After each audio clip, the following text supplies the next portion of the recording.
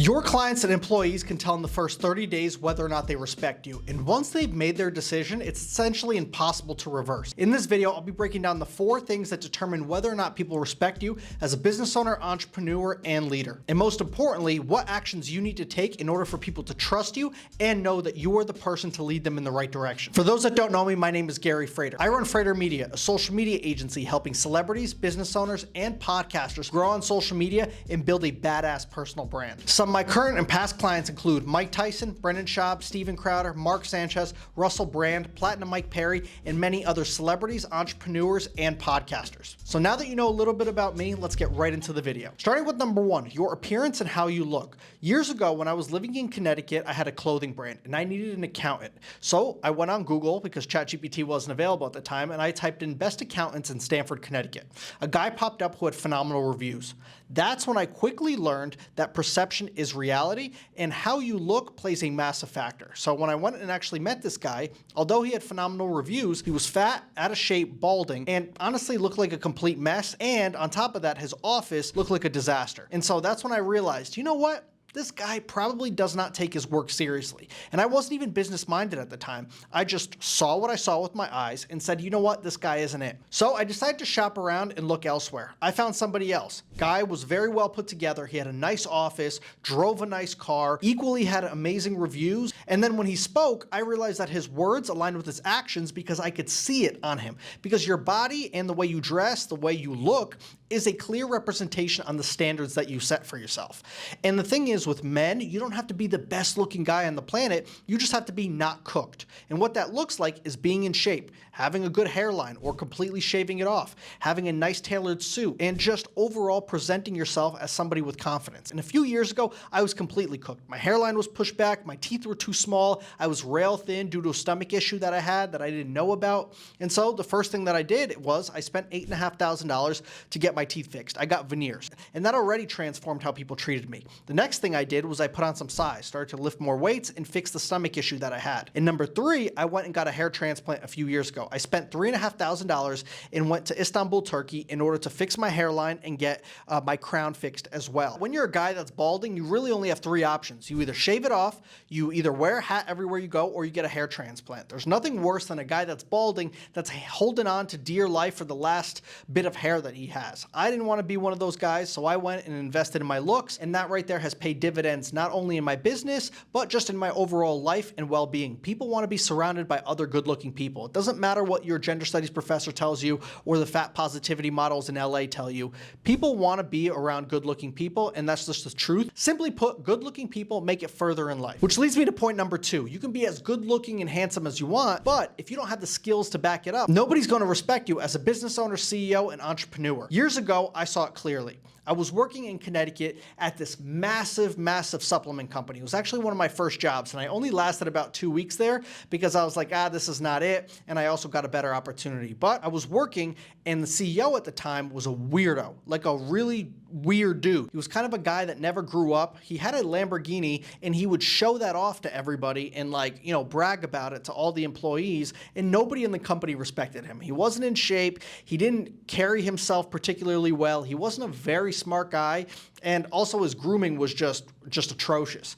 But all of that said, the attitude was the worst part. And nobody went to this guy for advice. They kind of just avoided him because they didn't want to get fired. So they said hi and bye, and then they kind of kept it moving. The truth is that there's plenty of CEOs that are simply not that good, or maybe they inherited their business, or they got lucky and struck gold. There's a lot of people out there, and you don't want to be one of those people. You want to be somebody that people go to in your company because they need some advice, whether that's career advice, life advice, whether that's and the point is that as a business owner, CEO, as a leader, you are the person that's leading the company because you have the vision, you have the mindset, you're the one that built this thing from the ground, you have the experience.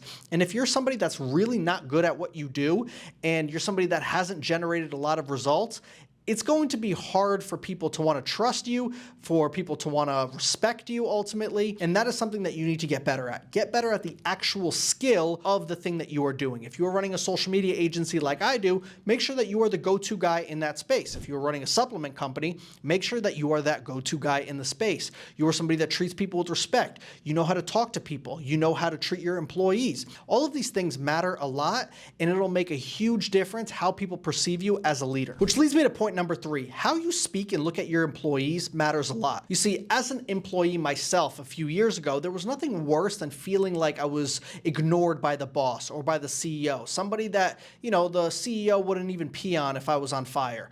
I luckily haven't dealt with that a huge amount, but I've always felt like I needed to live up to that boss's standards, and there's nothing wrong with that. But it is wrong when you feel like you are invisible, when you are dismissed, your ideas aren't taken seriously. And I never wanted to be that kind of boss, business owner, CEO, or leader. I wanted everybody in my company to feel like they had a voice. They could always come to me if something goes wrong in their life, in the business itself. So that was something very, very important to me, which is why I do really govern in a straightforward way. I'm a no bullshit kind of guy. If you're doing phenomenal, I'm going to tell you. If you're not doing great, I'm going to tell you.